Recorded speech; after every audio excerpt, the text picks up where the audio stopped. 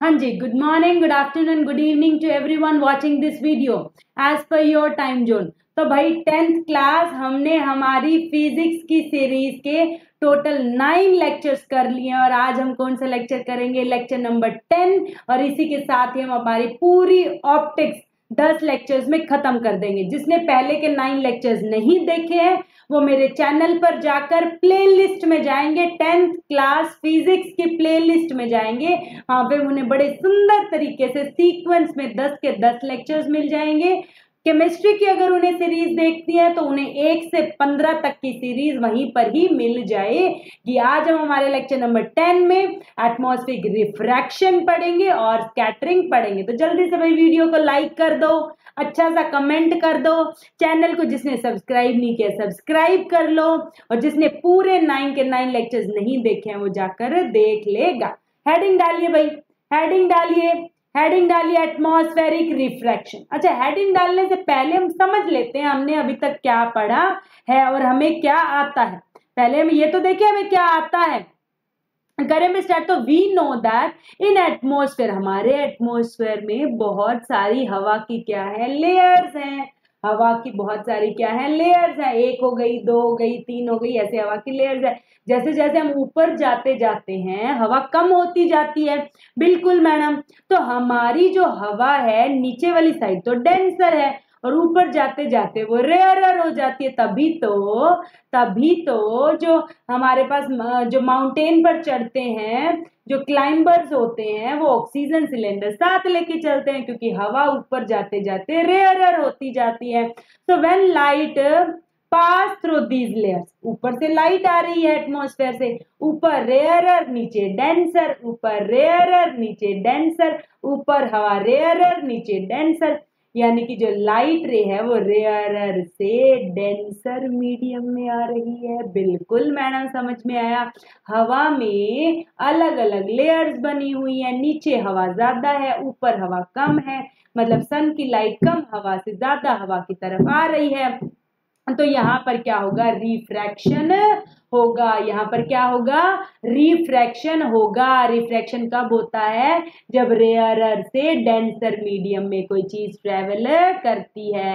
Heading डालिए atmospheric refraction. तो refraction of light, light का रिफ्रैक्शन जब अर्थ के एटमॉस्फेयर में वो एयर लेयर्स जो कि अलग अलग डेंसिटी की हैं, ऊपर एयर कम नीचे एयर ज्यादा, तो अलग अलग एयर डेंसिटीज, एयर की अलग अलग डेंसिटीज वाली लेयर से जब लाइट रे निकलती है तो उसमें क्या होती है, एटमॉस्फेयर की वजह से रिफ्रैक्शन होती है। रिफ्रैक्शन क्या होती है, bending of light when it travel from one medium to another, मतलब ऑप्टिकल रेयरर से डेंसर में यहाँ पर आ रही है।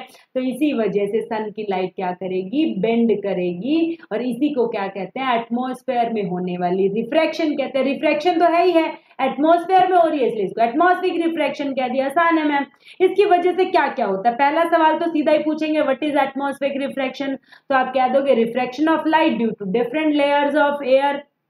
ठीक है, this is known as atmospheric refraction. इसकी वजह से होता क्या, स्टार्स हमें ट्विंकल करते हुए नजर आते हैं, और स्टार्स वास्तव में जितना ऊपर हमें नजर आते हैं उतना ऊपर है नहीं, तो stars appear higher than they are. और एडवांस सनराइज एंड सनसेट, वास्तव में हमें सनराइज जब नजर आता है तब तक हुआ नहीं होता है, उसके 2 मिनट बाद सनराइज होता है। जब सनसेट हो जाता है उस टाइम सनसेट हुआ नहीं होता है, उससे 2 मिनट पहले ही सनसेट हो चुका होता है, यानी कि दिन जो है वो 4 मिनट लंबा होता है। ऐसा मैडम, ऐसा भी होता है। हाँ जी, अगर हवा नहीं होती, एटमॉस्फेयर नहीं होता तो हमें बहुत अलग चीजें नजर आती, वो अभी हम आगे आने वाले लेक्चर्स में पढ़ेंगे। तुमने देखा होगा मॉर्निंग में सन के आसपास रेडिश रेडिश नजर आता है, वो भी एटमॉस्फेरिक रिफ्रैक्शन की वजह से नजर आता है। एक एक करके पढ़ते हैं भाई, सीधा सीधा सवाल आएगा। पहला सवाल तो सीधा ही आएगा 3 नंबर में, वाई स्टार्स ट्विंकल। अब मैं सीधे क्वेश्चन के फॉर्म में लिखाऊंगी भाई, तुम्हें सीधे क्वेश्चंस के फॉर्म में लिखाऊं, क्योंकि मैंने देखा ये थ्योरी चैप्टर है, बच्चों को समझ तो आ जाता है, लिखना नहीं आता, तो मैं तुम्हें एज इट इज लिख के दूंगी आंसर भाई। मैं कह रही हूं ये 2025 का क्वेश्चन है, हर साल आया, तुम्हारी क्यों नहीं हाफ ईयरली का पेपर लीक कर रही हूं। तो स्टार्स अपीयर टू ट्विंकल, वास्तव में स्टार्स ट्विंकल नहीं करते हैं, वो हमें हवा में एयर लेयर्स की वजह से ट्विंकल कर। सर तो हमसे बहुत दूर है भाई, सन हमसे बहुत दूर है। कोई भी सन या कोई भी स्टार है, सन भी तो एक स्टार ही है, कोई भी स्टार है वो हमसे बहुत दूर है, वो ट्विंकलिंग करते हुए बिकॉज ऑफ एटमॉस्फेयर से रिफ्रैक्शन की वजह से नजर आते हैं। क्यों? क्योंकि जो स्टार की लाइट है वो रेयरर से डेंसर मीडियम में आते हैं, हवा ऊपर कम नीचे ज्यादा। तो जब डिफरेंट लेयर्स से और एटमॉस्फेयर भी एकदम से बारी बारी बदल रहा है, कभी हवा इधर जा रही है कभी उधर जा रही है, तो एटमॉस्फेयर कौन सा कांस्टेंट है, हर मोमेंट पे बदल रहा है। तो बदलते हुए एयर लेयर से, बदलते हुए एटमॉस्फेयर से जब सन की लाइट ट्रेवल करती है तो उस एक पॉइंट से कभी ज्यादा आती हुई नजर आती है, कभी कम नजर आती है। इसीलिए स्टार्स कभी कम कभी ज्यादा, कभी कम कभी ज्यादा, कभी कम कभी ज्यादा नजर आते हैं, क्योंकि स्टार्स क्या होते हैं, पॉइंट साइज होते हैं। तो उससे या तो सन की लाइट रिफ्रैक्ट होकर ज्यादा आती नजर आएगी या फिर रिफ्रैक्ट होकर कम नजर आती आएगी। So the increase and decrease in the amount and light is due to refraction. एक तो सन पॉइंट साइज का है, उससे आने वाली लाइट या तो ज्यादा नजर आएगी या कम नजर आएगी। और मैम वो ज्यादा या कम नजर क्यों आती है? वो इसलिए आती है मेरे बच्चा क्योंकि एटमॉस्फेयर में हवा कॉन्टिन्यूअसली बदल रही है, कभी रेयरर कभी डेंसर, कभी ज्यादा डेंसर कभी रेयरर ज्यादा। तो जब लाइट रे ट्रेवल कर कर आती है वैरिंग एटमॉस्फेयर में, बदलते हुए एटमॉस्फेयर से ट्रेवल कर कर आती है, तो कभी कम इफेक्ट और कभी ज्यादा इफेक्ट नजर आता है। एज इट इज ये लिखना है आपको और इसी के आपको 3 नंबर मिलेंगे। फिर पूछा जाएगा प्लैनेट्स ट्विंकल क्यों नहीं करते मैम? अगर स्टार्स करते हैं तो प्लैनेट क्यों नहीं करते? क्योंकि प्लैनेट मेरा बच्चा हमारे पास है, वो बड़े नजर आते हैं, और बड़ी चीज को हम पॉइंट साइज नहीं कह सकते, बहुत सारे पॉइंट्स का सम कह सकते हैं। ठीक है, स्टार्स हम तो इतनी दूर है कि हमें एक पॉइंट की तरह ही नजर आ रहे हैं। तो पॉइंट या तो गूढ़ा होगा या फिर फीका होगा, या तो ज्यादा लाइट आएगी या कम आएगी, कभी चमकता कभी फीका, ऐसे ऐसे नजर आएगा। लेकिन जो प्लैनेट्स हैं वो बहुत बड़े हैं, वो सम ऑफ पॉइंट्स मान सकते हैं। तो कभी किसी पॉइंट से कम आ गई, किसी से ज्यादा आ गई, ओवरऑल हमें एक जैसा ही नजर आता है। तो आपको 2 बातें याद रखनी है, सन हमसे बहुत दूर है, they are considered as point size object. जो हमारे प्लैनेट्स हैं वो हमारे पास हैं, they are considered as a collection of points. और एक्सटेंडेड सोर्सेज से कभी लाइट कुछ पॉइंट से ज्यादा और कुछ पॉइंट से कम, ओवरऑल एवरेज सबका क्या हो जाता है, 0 हो जाता है। इसलिए प्लैनेट्स हमें ट्विंकल करते हुए नजर नहीं आते हैं। अगर प्लैनेट्स भी दूर होते, सिर्फ पॉइंट साइज की तरह होते, तो उनमें से भी उस पॉइंट से या तो ज्यादा या कम नजर आते। बहुत सारे पॉइंट्स होते हैं तो वो एक दूसरे के इफेक्ट को कट कर देते हैं। They are closer to earth, जो प्लैनेट्स होते हैं वो पास होते हैं, इसलिए उनको बहुत सारे पॉइंट्स का सम मान सकते हैं। इसलिए जो वेरिएशन है वो किसी पॉइंट से कभी ज्यादा और किसी से कभी कम, तो उनका एवरेज ओवरऑल 0 हो जाता है और ट्विंकलिंग इफेक्ट खत्म हो जाता है। ट्विंकलिंग इफेक्ट सिर्फ पॉइंट साइज ऑब्जेक्ट से आता है। तो planets do not appear to twinkle. आपसे 3 मार्क्स में पूछा जाएगा, स्टार्स ट्विंकल करते हैं, प्लैनेट्स ट्विंकल नहीं करते हैं। This is due to refraction of light, but जो स्टार्स हैं वो पॉइंट साइज के कंसिडर होते हैं और प्लैनेट्स पॉइंट साइज के कंसिडर नहीं होते हैं। अगला सवाल आपसे आएगा, स्टार्स वास्तव में और ऊंचे नजर आते हैं जितने वो है उससे भी। तुम्हें याद हो तो मैंने लेक्चर नंबर 4 में जब हमने रिफ्रैक्शन शुरू करा था आपको बताया था कि स्विमिंग पूल में ना सीधा कूद मत जाना, सीधा कूद मत जाना, वो ज्यादा गहरा है तुम्हें दिखाई देता है उससे। वैसे स्टार्स ज्यादा ऊंचे हैं तुम्हें दिखाई देते हैं उससे। तो stars appear higher than they are, sorry वो ज्यादा नीचे हैं, तुम्हें ऊंचे नजर आते हैं, उल्टा बोल दिया मैंने, तुम्हें ऊंचे नजर आते हैं। ऐसा क्यों मैम? आंसर एक ही है, ड्यू टू एटमॉस्फेरिक रिफ्रैक्शन। कुछ ना आए तो एक लाइन तो लिख देना, due to atmospheric refraction, 1 number तो इसी का मिल जाएगा। फिर एक्सप्लेनेशन, बिकॉज स्टार की लाइट हमें पता है रिफ्रैक्शन जाती है कॉन्टिन्यूअसली चेंजिंग एनवायरमेंट से, ऊपर रेयरर है नीचे डेंसर है। जब लाइट की रे आती है तो इट्स बेंड्स टुवर्ड्स नॉर्मल, जब हमारी आईज से उसको देखते हैं तो हमें वो स्ट्रेट लाइन में सीधी नजर आती है। तो light bends towards the normal और उसकी जो अपरेंट पोजीशन है वो हमें ऊंची नजर आ जाती है, हायर देन एक्चुअल पोजीशन। मतलब स्टार्स उतने ऊंचे नहीं है जितने हमें नजर आ रहे हैं। लिखा हुआ है एज अ इट इज लिखना, थ्योरी चैप्टर है भाई, थ्योरी चैप्टर में कोई ऐसा न्यूमेरिकल तो नहीं कहां से करा दूं, यही थ्योरी है, रीजन सबका सेम है। रेनबो क्यों बनता है? Due to dispersion of light. Stars twinkle क्यों करते हैं? Due to atmospheric refraction. तो तुम्हें रीजन लिखने हैं भाई। फिर आता है what would have been, why they would have been, दिन जो है 4 मिनट छोटा हो जाता अगर एटमॉस्फेयर ना होता। तो बिल्कुल सच बात है मैडम, अगर एटमॉस्फेयर ना होता तो एटमॉस्फेरिक रिफ्रैक्शन ना होती। हाँ मैडम, ये तो सही बात है, एटमॉस्फेयर ही ना होता तो एटमॉस्फेयर में कोई रिफ्रैक्शन नहीं होती, मतलब कोई बेंडिंग ऑफ सनलाइट नहीं होती। अगर बेंडिंग नहीं होती तो सन जहां है वही नजर आता, और जिससे दिन जो है हमारा दिन जो है वो 4 मिनट छोटा हो जाता। अब दिन 4 मिनट बड़ा है because of atmospheric refraction. Answer एक ही है, atmospheric refraction.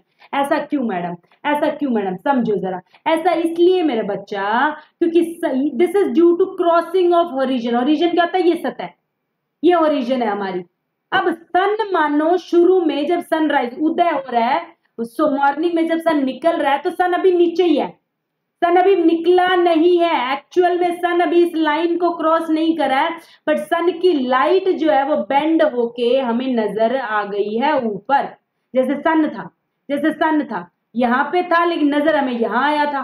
Actual then it is, अभी तो करके है। वैसे ही सन की लाइट जो है वो था तो अभी यहीं पर बेंड करके हमें यहाँ नजर आ गया होरिजन से ऊपर। This is due to refraction of light. तो मतलब सन 2 मिनट पहले ही नजर आ गया उदय होने के। सन वास्तव में अभी निकला नहीं है, निकलता तब है जब होरिजन से ऊपर आता है, बट क्योंकि एटमॉस्फेयर में बेंडिंग ऑफ लाइट होने की वजह से वो हमें 2 मिनट पहले ही ऊपर नजर आ गया।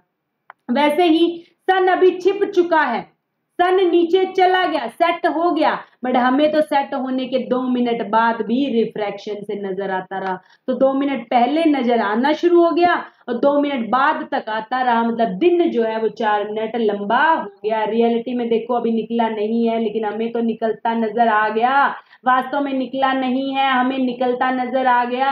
ऐसा क्यों? रिफ्रैक्शन, एटमॉस्फेरिक रिफ्रैक्शन लिख के भी दिया, because sun is visible to us about 2 minutes before the actual sunrise। Sun निकलने के एक्चुअली 2 मिनट पहले ही हमें नजर आ जाता है और 2 मिनट बाद तक नजर आता रहता है। This is due to atmospheric refraction. This is due to atmospheric refraction. Earth has no atmosphere. अगर अर्थ के पास एटमॉस्फेयर नहीं होता तो एटमॉस्फेरिक रिफ्रैक्शन नहीं होता। अगर एटमॉस्फेरिक रिफ्रैक्शन नहीं होता तो दिन हमारे पास 2 मिनट छोटा और 2 मिनट एंड में छोटा होता, मतलब 4 मिनट छोटा हो जाता। सन ना तो 2 मिनट पहले निकलता ना 2 मिनट बाद तक रहता, तो हमारे पास 4 मिनट छोटा हो जाता। वैसे एडवांस सनराइज और सनसेट का पूछ ले तब भी एडवांस सनराइज क्या है, क्योंकि वो बिलो होरिजन है अभी, लेकिन रिफ्रैक्शन से हमें ऊपर नजर आ गया और अपरेंट पोजीशन हमें उसकी ऊपर नजर आ गई। इसी को एडवांस सनराइज कहते हैं। डिलेड सनसेट को तुम खुद लिख दोगे कि अभी वो होरिजन के नीचे चला जा चुका है, लेकिन एटमॉस्फेरिक रिफ्रैक्शन से हमें ऊपर नजर आ रहा है। विद डायग्राम विद एक्सप्लेनेशन लिख दोगे। रीजन एक ही है, एटमॉस्फेरिक रिफ्रैक्शन, रेयरर से डेंसर। एटमॉस्फेरिक रिफ्रैक्शन, रेयरर से डेंसर जा रही है, लाइट बेंड हो रही है। बेंडिंग की वजह से सन जहां है वहां नजर ना आकर होरिजन के ऊपर नजर आ रहा है। ऐसा सिर्फ होरिजन से 2 मिनट तक हो सकता है। उसके बाद क्या होगा मैम? उसके बाद तो ज्यादा नीचे चला गया, अब तो बेंडिंग से भी इसके नीचे ही नजर आएगा, मतलब हमें नजर नहीं आएगा।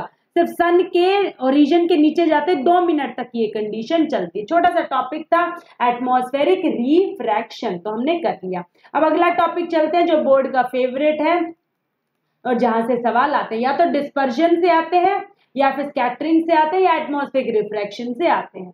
When light from sun travels in atmosphere, जब हमारे एटमॉस्फेयर में सन की लाइट ट्रेवल कर रही है तो एटमॉस्फेयर में डिफरेंट डिफरेंट साइज के particles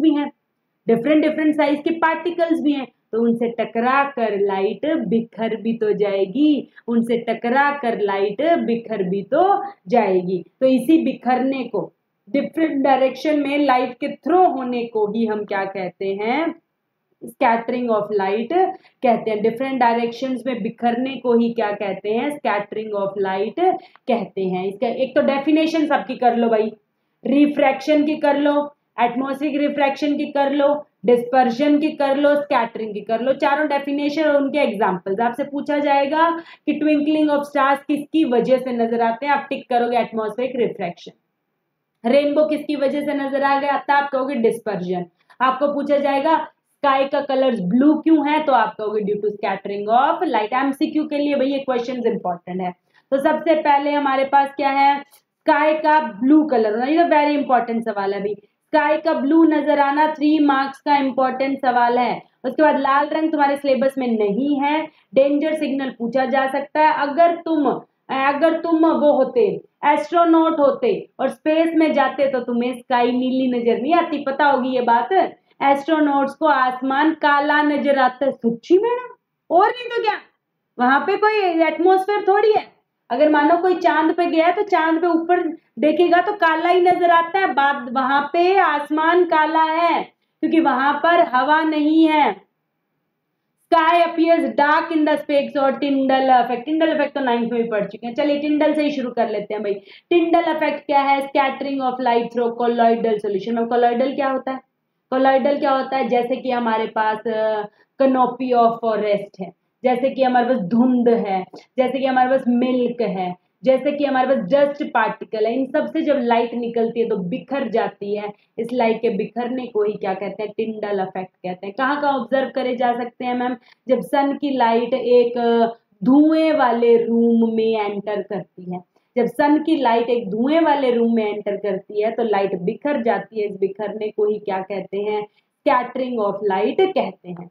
When light passes through canopy of dense forest, घने जंगल के ऊपर से जब लाइट आती है तब भी क्या हो जाती है, लाइट बिखर जाती है। मैडम डायग्राम दिखा दो, सुंदर नयन से सुंदर सुंदर डायग्राम देखकर ही समझ लो। ये देखो लाइट यहाँ से आ रही है, कैसे बिखर जा रही है। This is known as Tyndall effect. Light का बिखरना is known as Tyndall effect. ये देखो एक रूम में आ रही है मिट्टी से पार्टिकल से, deflection of light, scattering of light is known as. ये देखो धुंध में गाड़ी में लाइट का स्कैटर होना is known as Tyndall effect. कम से कम मैडम की मेहनत को ही अप्रिशिएट कर दो, कितने सुंदर सुंदर डायग्राम तुम्हें दिखा रही है। अब मैं कह रही हूं कि कितनी लाइट बिखरेगी वो डिपेंड करता है कि एटमॉस्फेयर में साइज ऑफ पार्टिकल कैसे हैं, छोटे हैं कि बड़े हैं, छोटे हैं कि बड़े हैं। अगर पार्टिकल्स बड़े बड़े हैं तो लाइट बिखरेगी बिखरेगी 110%। अगर पार्टिकल छोटे हैं, अगर पार्टिकल छोटे छोटे हैं तो कोई बिखरेगा, कोई हो सकता है उससे ना भी बिखरे। गड्ढा छोटा हो तो कोई तो उसके ऊपर से जंप कर जाएगा, कोई नहीं भी कर पाएगा। मानते हो ना मेरी बात, मानते हो ना मेरी बात? बिल्कुल मैडम। तो हमारे पास अगर पार्टिकल्स छोटे हैं तो ज्यादातर जो हैवी वेवलेंथ वाले हैं, जैसे रेड, जैसे मैं विब ग्योर लिखती हूँ पूरा विब ग्योर, तो रेड ऑरेंज और रेड वाला, तो हमारे पास अगर पार्टिकल छोटे हैं तो ये नीचे नीचे वाले बेचारे फंस जाएंगे, ऊपर वाले तो वेवलेंथ ज्यादा है, कूद के चले जाएंगे। तो वहां पर एयर पार्टिकल्स में जो स्मॉलर पार्टिकल्स प्रेजेंट है, जैसे कि एयर के मॉलिक्यूल्स वगैरह, उनमें मेनली ब्लू लाइट स्कैटर होती है, क्योंकि रेड तो क्या है, हैवी वेवलेंथ की स्कैटर होएगी नहीं। लेकिन अगर लार्ज पार्टिकल्स प्रेजेंट है, लार्ज पार्टिकल जैसे कि dust and water particles, atmosphere में 2 टाइप के पार्टिकल्स हैं, एक तो छोटे जिनका नाम है एयर पार्टिकल्स, एक है बड़े जिनका नाम है डस्ट और वाटर पार्टिकल्स। अब वाटर पार्टिकल्स हो तो सभी टकरा के बिखरेंगी, सभी बिखरेंगी तो सभी वापस से बिखर बिखर के भी व्हाइट ही बना देगी। लेकिन छोटे पार्टिकल से रेड तो बिखरेगी नहीं, सिर्फ ब्लू बिखरेगी, इसलिए आसमान कैसा नजर आता है, नीला नजर आता है। तो 2 टाइप के पार्टिकल है, एक छोटे और एक बड़े। छोटे वालों से सिर्फ ब्लू या ब्लूइश की शेड बिखरती है और दूसरे लार्जर वाले हैं सारे ही बिखरते हैं और बिखरने के बाद फिर से मिल जाते हैं, इसलिए scattered light also appear as white, scattered light also appear as white। Important भाई, 3 मार्क्स में नोट डाउन कर लो, इंपॉर्टेंट है, 3 मार्क्स में सीधा सीधा पूछा जाएगा why sky appears blue। सीधा सवाल है भाई इस चैप्टर का, तो आप लिखोगे sky appears blue, पहली लाइन तो due to scattering of blue component of sunlight. Sunlight में 7 रंग होते हैं, विब ग्योर उसमें से ब्लू ही ज्यादा इसलिए बिखरता है क्योंकि ब्लू छोटे वेवलेंथ से टकराकर बिखर जाता है, रेड की वेवलेंथ जाता है, वो टकराकर बिखरता नहीं है। फाइन पार्टिकल में छोटे छोटे पार्टिकल जो हवा में प्रेजेंट है उनसे टकराकर बिखर जाता है। Fine particle scatter the blue component, जिसकी कैसी वेवलेंथ होती है, छोटी वेवलेंथ होती है। देन रेड की वेवलेंथ क्या होती है, लार्ज वेवलेंथ होती है, इसलिए वो स्कैटर नहीं होता है। व्हेन स्कैटर्ड ब्लू कंपोनेंट, यही स्कैटर्ड ब्लू कंपोनेंट जब हमारी आंखों में एंटर करता है तो हमें आसमान कैसा नजर आता है मेरे बच्चा, नीला नजर आता है। देख लो, चाहे ये सन की लाइट है, इसमें से निकल रही है, बाकी कोई भी कंपोनेंट स्कैटर नहीं हो रहा है, नीला कंपोनेंट स्कैटर हो रहा है, इसीलिए हमें आसमान कैसा नजर आ रहा है, नीला नजर आ रहा है। तो आप लिखोगे due to scattering of short wavelength blue light from the white light is called as scattering of blue light. और जब भी आसमान में प्रेजेंट फाइन पार्टिकल से ब्लू कंपोनेंट स्कैटर होता है तो हमें आसमान ब्लू ही नजर तो आएगा, समझो ना, ब्लू ही तो नजर आएगा, तो ये लिख देना है। अच्छा, डार्क क्यों नजर आता है, ये देखो काला नजर आ रहा है कि नहीं भाई, नहीं दिख रहा तो सुंदर नयन से देख लो, मतलब समझ नहीं आ रहा तो कम से कम देख तो लो कि हाँ मैडम, हाँ तो काला तो नजर आ रहा है। क्यों, क्योंकि यहाँ पर कोई भी एटमॉस्फेयर ही नहीं है, एटमॉस्फेयर ही नहीं है तो ब्लू कंपोनेंट स्कैटर नहीं हो रहा है, because in absence of atmosphere there is no scattering. और स्कैटरिंग नहीं होगी तो ब्लू कंपोनेंट बिखरेगा नहीं, इसलिए स्पेस हमें कैसा नजर आता है, काला नजर आता है। हर क्वेश्चन लिखवा रही हूँ भाई। लाल, खतरे की घंटी क्यों देते हैं भाई, हम डेंजर सिग्नल को लाल रंग से ही क्यों बनाते हैं, क्योंकि लाल रंग की वेवलेंथ रेड होती है और वो दूर से ही सीधा नजर आ जाता है, बिल्कुल बिखरता नहीं है। ब्लू कलर तो बिखर जाता है ना मैडम, लाल कलर धुंध में से भी नजर आता है बिल्कुल कि हाँ डेंजर सिग्नल है। तो क्योंकि इसकी वेवलेंथ क्या होती है, मैक्सिमम होती है, बताया था ना, रेड डेविएट नहीं होता, सीधा अपने लक्ष्य पे पहुंचता है। तो लीस्ट डेविएट होता है हाई वेवलेंथ, तो सबसे कम अपने पाथ से बिखरता है, इसलिए दूर हमें गाड़ी में नजर आ जाता है कि वहां पे रेड कलर का कुछ बना हुआ है, मतलब वहां पे हमें गाड़ी स्लो चलानी है। Can be seen from the larger distance even in the smoke and the धुएं में, धूल में, फॉग में भी दूर से लाल रंग दिख जाता है, क्योंकि उसकी वेवलेंथ ज्यादा होती है और वो स्कैटर नहीं होता है, वो सबसे लीस्ट स्कैटर होता है।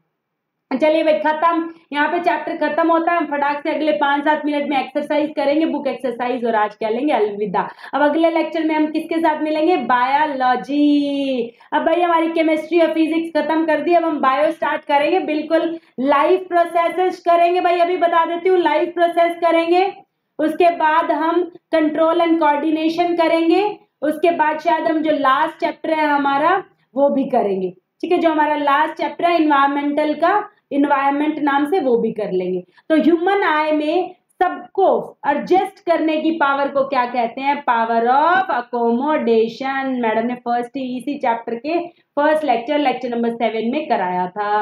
ह्यूमन आई में इमेज कहां पर बनती है, स्क्रीन पे, जिसका नाम क्या है, रेटिना। बड़े आसान सवाल है। लीस्ट विजन क्या है, नॉर्मल आई का 25 सेंटीमीटर। फार पॉइंट क्या है, इन्फिनिटी। लीस्ट क्या है, 25 से इन्फिनिटी हमारी रेंज होती है। आगे बढ़ो मैम। एडजस्ट कौन करता है मैम, सीलरी मसल्स। एडजस्ट कौन करता है मैम, सीलरी मसल्स। एक छोटा सा न्यूमेरिकल है मैम, कहते हैं पावर इतनी है -5.5 और फिर पावर +1.5 है, कहता है दोनों की फोकल लेंथ निकालो और हमारे पास लेंस का नाम बताओ। सबसे पहले तो नेगेटिव लेंस का मतलब ही होता है कनकेव लेंस, पॉजिटिव का मतलब होता है कन्वेक्स लेंस। फोकल लेंथ निकालनी हो, P = 1/f इन मीटर। दोनों देखो साथ साथ ही चला दिए मैंने, P = 1/f, P = 1/f। इधर P रख दी, इधर P रख दी, इधर नेगेटिव में थी, इधर पॉजिटिव में थी, इसको भी इधर ले आए, इसको इधर ले आए, ठीक है। अब मीटर को सेंटीमीटर में बदल दिया, मीटर को सेंटीमीटर में बदल दिया, मतलब इतनी फोकस आ गई। और लेंस एक हो गया कनकेव और एक हो गया कन्वेक्स। P = 1/f लगाना था भाई, छोटा सा सवाल था। उसके बाद ये वाला सवाल तो मैडम आपने करा दिया, V था -80, U था इन्फिनिटी। मैडम ये तो हम करके आ चुके हैं, जिसने नहीं देखा वो क्या करेगा मैम, जिसने नहीं देखा वो जाएगा लेक्चर नंबर 8 पे। मैडम आपको लेक्चर्स भी रटे पड़े हैं, बिल्कुल। ये भी मैम हमने कर लिया। V हमने लिया था -100 सेंटीमीटर, क्योंकि 1 मीटर है, 1 मीटर में 100 सेंटीमीटर होते हैं। और यू क्या लिया था -25। ये कौन से लेक्चर में करा था मैम? लेक्चर 8 में। उसके बाद what why is the normal eye, ये हम अगली स्लाइड में करेंगे, ये भी हम अगली स्लाइड में करेंगे। वाई स्टार्स ट्विंकल कब करा मैम? लेक्चर नंबर 10 आज ही के लेक्चर में, ठीक है। उसके बाद प्लैनेट्स डू नॉट ट्विंकल आज के लेक्चर में ही। उसके बाद डार्क क्यों नजर आता है, कब करा? आज के लेक्चर में ही। पहले ही तो करके आ चुके हैं सारे। अब चलते हैं लास्ट 2 सवाल हमारे जो रहते हैं, जिसमें 8th वेरी दोनों इंपॉर्टेंट है। उसने बोला why is normal I can not see clearly object closure then 25 centimetre. 25 से इंफिनिटी हमारी नॉर्मल आई की रेंज होती है। वो पूछ रहा है कि 25 से इधर आगे हम देख क्यों नहीं सकते? क्योंकि इससे ज्यादा सीलरी मसल्स एडजस्ट नहीं कर सकती, यही तो लिखा है। क्योंकि हम देख सकते हैं due to adjustment of ciliary muscles, इससे ज्यादा सीलरी मसल्स और नहीं हो सकती बेचारी, इसका अंत हो जाएगा। Can not contract more to make the lens thick, इससे ज्यादा और सीलरी मसल कॉन्ट्रैक्ट नहीं हो सकती, लेंस और ज्यादा थिक नहीं हो सकता, मतलब पावर और ज्यादा नहीं हो सकती, मतलब we can not see it on after a certain value. 25 के बाद हम अगर और आगे लाएंगे चीजों को तो हमारे जो आंखें हैं उस पर स्ट्रेस पड़ेगा और सर दुखने लग जाएगा। तो ये आंसर वेरी इंपॉर्टेंट है, क्योंकि सीलरी मसल्स और ज्यादा एडजस्ट नहीं कर सकती, कॉन्ट्रैक्ट नहीं हो सकती, पावर और ज्यादा बढ़ नहीं सकती, फोकस और ज्यादा, फोकल लेंथ और ज्यादा नहीं थिक मतलब हो सकती, ठीक होएगी तो मतलब डिक्रीज हो सकती। ये भाई वेरी इंपॉर्टेंट है, बच्चे गलती बहुत ज्यादा करते हैं। What happens to the image when we increase the distance of object from आई?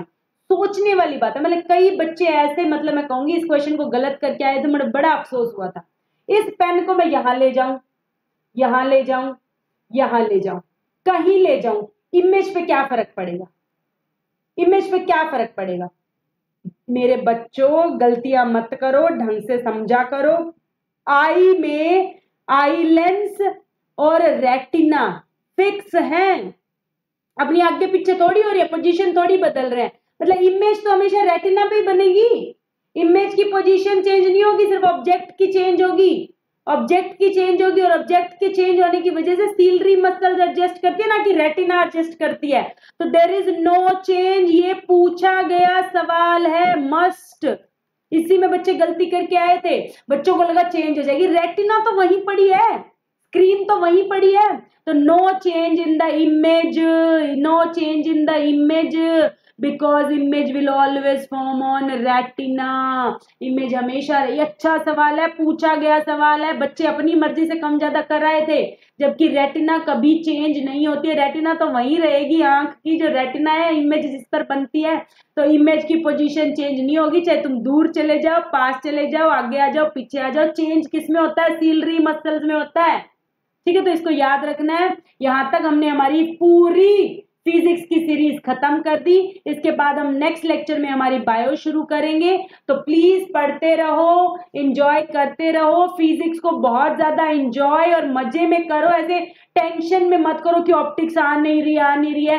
मेरे 10 के 10 लेक्चर्स को दोबारा से देखो, अच्छे से देखो, नोट्स बनाओ, एनसीईआरटी क्वेश्चंस करो। इसी के साथ keep learning, keep growing, keep subscribing the channel, keep like and comment. Thank you so much.